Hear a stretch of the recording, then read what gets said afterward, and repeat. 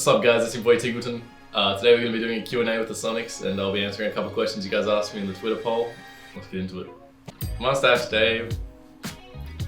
Look, I love you, alright? And whenever you make those tweets of you in the bathrobes just popping off, that's good content. I'm going to see that on my timeline anyway, but the PUBG Mobile, I got no respect. I got no respect for PUBG Mobile.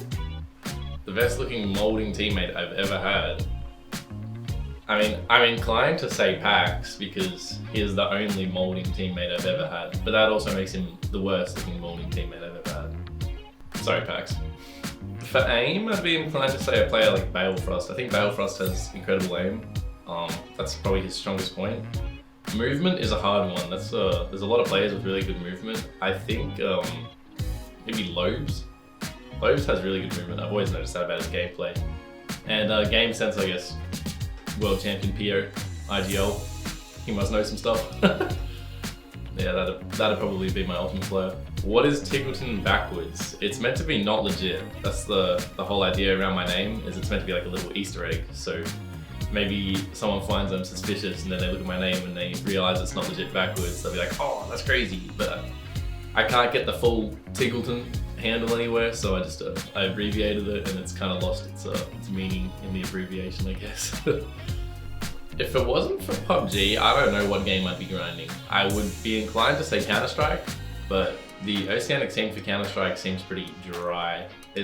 I feel like only the top echelon of players get to experience any kind of international tournament or, you know, like develop to that highest level of Counter-Strike, like Renegades, I guess. If it weren't for games whatsoever, I would definitely still be at university. I deferred doing an engineering degree for 2 years to move to America and play PUBG.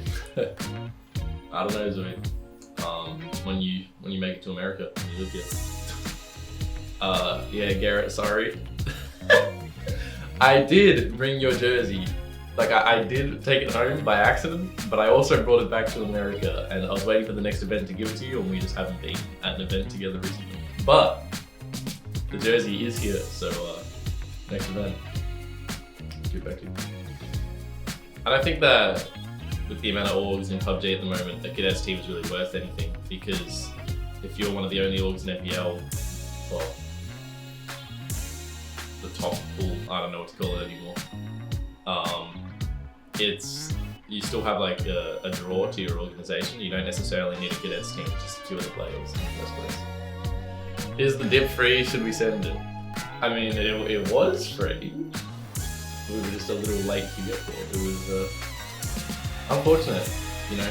5 seconds is the difference between us pulling up in front of them and them pulling up in front of us. It was a blind send, that's for sure. We didn't have information on the dip, but you know, a couple seconds that we could have saved earlier in the game or something, that definitely would change the outcome of that game.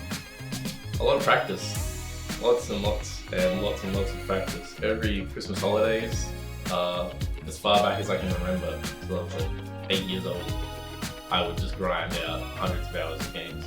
And I always kind of thought that people who had crazy good aim and reaction times always had this natural gift and they were just better than me and I would never be able to progress to their level because they're just better genetically. I don't know why I used to think like that. It's a bit like if you want to be an Olympian or something, you know, everyone kind of thinks to themselves, oh, that swimmer guy has a crazy like natural advantage. But I just found that after putting in a lot of time and working on it, I eventually got better. And all of a sudden I was like, wait a second, I can shoot guns now. First game I ever played that got me into FPS games was Counter-Strike Source. I think I was 8 years old. Before that I played a little bit of Halo on the Xbox, but I didn't really play it. My dad would play it and then I would, whenever he got in a tank, he'd let me control the gun and shoot. But my first PC FPS game was Counter-Strike Source, and I used to play LANs with my dad and my brother. And like, when I say LAN, I mean like our own home. And we'd have a couple bots in the match and we'd just jam out on a weekend. For sure the competition in EU is stronger, given there's more players, and it's also nicer that there's more viewership, but there's rules in the leagues at the moment that only allow one player that is not native to the region. Oh, sorry, it was updated recently. You can only have 2 players who aren't native to the region playing in each region. So if we were to move to EU, it would have to be a different roster because we have Waldo, Sharky, and Malouk who are all American. I have dual citizenship, so I wouldn't count as like a non-native, but it'd still be unrealistic. I also think that the NA scene is kind of wide open right now because so many orgs have left that if you can be at the top of the NA scene, that's better than being near the bottom of the EU scene or mid-pack EU. Was the pizza moldy or not? It was not moldy. I promise you the pizza was not moldy. It was dry, like the crust was beginning to curl, but it was not moldy. It was like a day over. The best hotel roommate I've ever had, like God, you just know it's gonna be you, dude. Like, oh. Godku and I used to have this special connection where we both hated people who would snore at night or like just make annoying sounds when you're trying to sleep. So the 2 of us would go to bed and we would just conk out and it was dead silence. Have there been other games I've considered playing pro in? Recently, I've been thinking about giving Project A real shot. I think Project A, when that comes out, is going to be a really, like... I just don't see any way that game can really fail because Riot Games has so much experience and such a strong, like, I guess, they just have a lot of money. Because League of Legends, they can really bolster the scene and make sure that all want to invest in it. So I think Project A would be a really cool game to go pro in. Outside of that, recently seeing Rainbow Six's success, I have been thinking about that as well. But for now, I'm definitely stuck to PUBG. I really enjoy PUBG as it is. Just hopefully the revenue sharing stuff in PUBG changes, and then I don't have to think. What made me start playing PUBG? It actually took me a while to start playing at first because I was still playing a lot of Arma 3 and I was absolutely in love with Arma 3. But they started killing it slowly with updates and it got more and more annoying to play, more frustrating. So eventually my friend bought PUBG and was playing it and he was grinding on the leaderboards and he was like, oh, this game's epic, come play. So I was like, alright, whatever. So I played it a couple times and I was terrible. My friends carried me. I think our team, we won the second game we ever played, but I had 0 kills and I just died at the start. It's kind of ridiculous like that. Yeah, so we just jammed out. That's a difficult question. I think it really depends on what region you're in and which region you're trying to transfer to.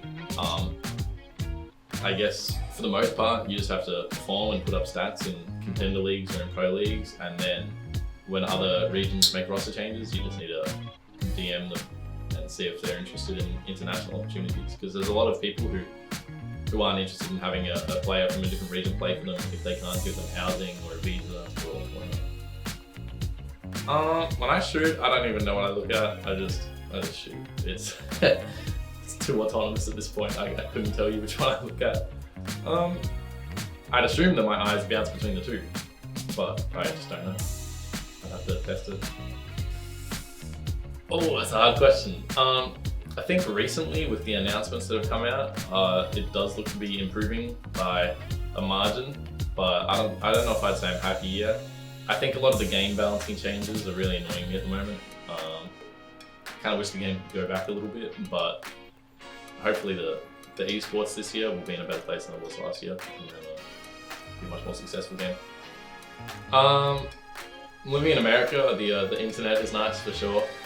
That's a huge problem in Australia, just terrible internet and also expensive PC parts because all of our stuff has to get shipped across the world and taxed and all that. Yeah, so I definitely like the internet here. The biggest thing about Australia, just I guess my friends, being able to drink, attractive people. Thanks guys for tuning in, appreciate you all. Don't forget to follow me on twitch.tv/Tgltn and follow Soniqs Esports on Twitter, and we'll see you next time.